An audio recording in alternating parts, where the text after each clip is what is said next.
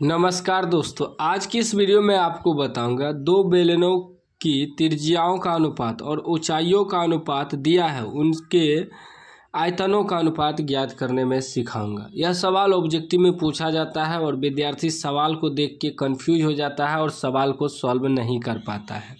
Objective का सवाल है लेकिन मैं आपको अच्छे तरीक़ा से समझाऊंगा, इसीलिए हम चित्र भी बना लिए हैं बेलन का। ठीक ना। करा है दो बेलनों की त्रिज्याओं का अनुपात 4:5 है एवं उनकी ऊंचाइयों का अनुपात 6:7 है, तो उनके आयतनों का अनुपात है। ऑप्शन दिया हुआ है। ठीक ना। दो बेलन बना लिए, दोनों बेलनों की त्रिज्याओं का अनुपात, तो मान लीजिए यहाँ दो बेलन है तो दोनों का त्रिज्या का अनुपात दिया है, तो एगो का त्रिज्या मान लीजिए 4 है, एगो का त्रिज्या मान लीजिए 5। एगो को छोटी आर माने हैं, एगो का बड़ी आर माने हैं त्रिज्या को। एवं उनकी ऊंचाइयों का अनुपात, एगो का ऊंचाई मान लीजिए 6 h1, फिर h2 ऊंचाई 7 मान लीजिए। ठीक ना। अब इसके आयतनों का अनुपात निकालना है। सबसे पहले समझिए आयतनों का अनुपात क्या होता है। ठीक ना। बेलन के आयतन का सूत्र क्या होता है। बेलन के आयतन का सूत्र होता है πr²h। यह बेलन के आयतन का सूत्र होता है। ठीक ना।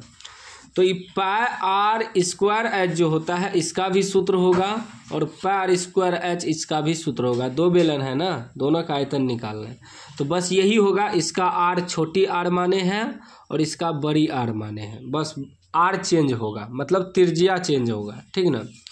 तो सबसे पहले लिखेंगे जो दिया है हमें, हम आपको थोड़ा विस्तार से समझा रहे हैं, आप शॉर्टकट भी बना सकते हैं। दो बेलनों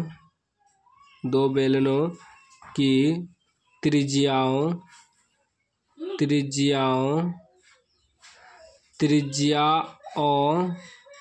का अनुपात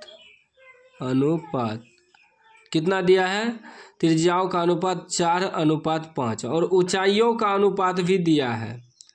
ऊंचाइयों का अनुपात कितना दिया है, 6:7।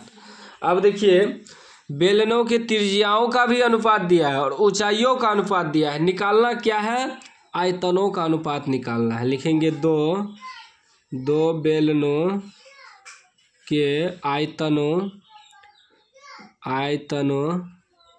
का अनुपात। ठीक ना। तो बेलन के आयतनों का अनुपात, तो दो बेलन है तो अनुपात का मतलब क्या होता है, बटे। जैसे त्रिज्याओं का अनुपात दिया है 4:5, तो इसका मतलब हुआ कि 4/5 दिया है। ठीक ना। तो उसी प्रकार दो बेलनों का आयतनों का अनुपात निकालेंगे, तो यानी कि इस बेलन का आयतन का सूत्र बटे इस बेलन का आयतन का सूत्र प्रयोग करेंगे। तो इस बेलन का आयतन का सूत्र क्या होता है, πr² बटे, ये तो छोटी r डाले, अब डालेंगे फिर वही सूत्र πr²h, तो इसमें बड़ी r डालेंगे h, क्योंकि इसका h1 डालेंगे, इसका h2 डालेंगे, क्योंकि इसका h1 माने हैं और इसका h2 माने हैं ऊंचाई को। ठीक ना। अब सूत्र पे बैठाएंगे।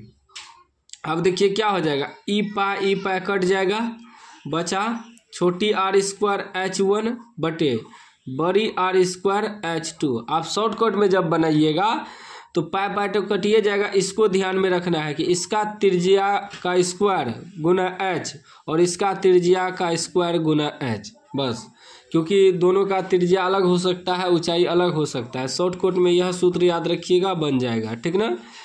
अब देखिए इसका त्रिज्या कितना दिया है, 4 दिया है। ठीक ना। हाँ 4 दिया है, 4 का स्क्वायर डालेंगे गुना h, इसका h 6 दिया है बटे इसका त्रिज्या कितना दिया है 5, तो 5 का स्क्वायर गुना h2, इसका कितना दिया है 7 दिया है। ठीक ना। अब इसको सॉल्व करिए तो 4 का स्क्वायर 4 चौके 16 गुना 6 बटे इसका देखिए 25, 5 का स्क्वायर 25 गुना 7। अब इसको तोड़िए तो गुना करना है। 6 छाक 36 के 6, 6 छाक 36 के 6, हासिल 3, 6 एका 6 3 9 96। इसको गुना करिए। 7 पचे 35 के 5, हासिल 3, 7 दूनी 14 3 17। तो 96/175 यानी कि आ गया 96:175। यह आपका जो है बेलन के आयतनों का अनुपात हो गया, ठीक ना। और यहाँ ऑप्शन देखिए 96:75 है, ऑप्शन है 96:75, ऑप्शन बी में है, बी इसका राइट आंसर हो जाएगा। तो इस तरह का सवाल आपको इसी प्रकार बनाना है। कोई भी डाउट हो तो आप कमेंट बॉक्स में पूछ सकते हैं। अभी तक चैनल को सब्सक्राइब नहीं किए तो देखिए हम आपको समझाने के लिए थोड़ा विस्तार से बता दिए, 5-6 मिनट का वीडियो बन गया। लेकिन जब आप खुद से हल करिएगा ऑब्जेक्टिव को तो फटाफट रफ में जाइएगा, सूत्र बैठाइएगा, हल कर लीजिएगा। हम आपको समझाने के लिए थोड़ा समय ले लिए ताकि आपके माइंड में अच्छा तरीका से घुस जाए, बढ़िया तरीका से। बाकी चैनल को सब्सक्राइब कर लीजिए और घंटी को दबा के ऑन कर लीजिए।